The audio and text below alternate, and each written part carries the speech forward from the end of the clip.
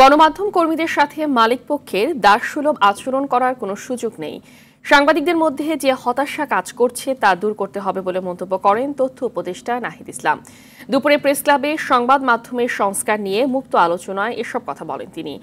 সব পক্ষের সাথে আলোচনা করে পরামর্শের ভিত্তিতে গণমাধ্যম সংস্কার কমিশন ঘোষণা করা হবে বলে জানান তথ্য উপদেষ্টা।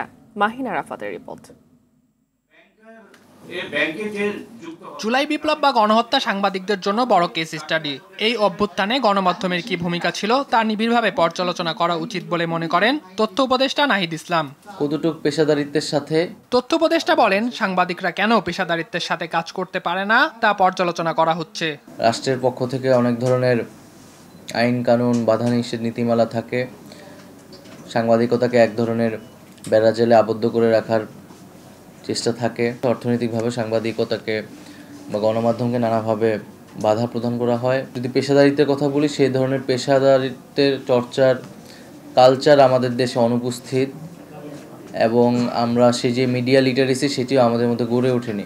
নাহিদ বলেন, সামনের দিনগুলোতে সাংবাদিকতায় পেশাদারিত্ব নিশ্চিত করার পাশাপাশি তরুণদের আগ্রহী করতে কাজ করতে হবে। আমাদের সামনের দিনগুলোতে আমাদের কিভাবে সাংবাদিকতাকে আমরা আরও পেশাদারিত্বের একটা জায়গায় নিতে পারি এবং যাতে আমাদের তরুণরা মেধাবীরা আগ্রহী হয়। আমাদের তরুণদের মধ্যে কিন্তু সাংবাদিকতা আসার প্রবণতা দিন থেকে দিন কমতেছে। সাংবাদিক সংগঠনগুলো সংবাদকর্মীদের স্বার্থ রক্ষায় কাজ করার আহ্বান জানান তথ্য উপদেষ্টা। এই পেশাদারিত্ব রক্ষা করতে হলে অবশ্যই তাকে সেই মর্যাদাটা আসলে দিতে হবে। মাহিন আরাফাত, RTV, ঢাকা।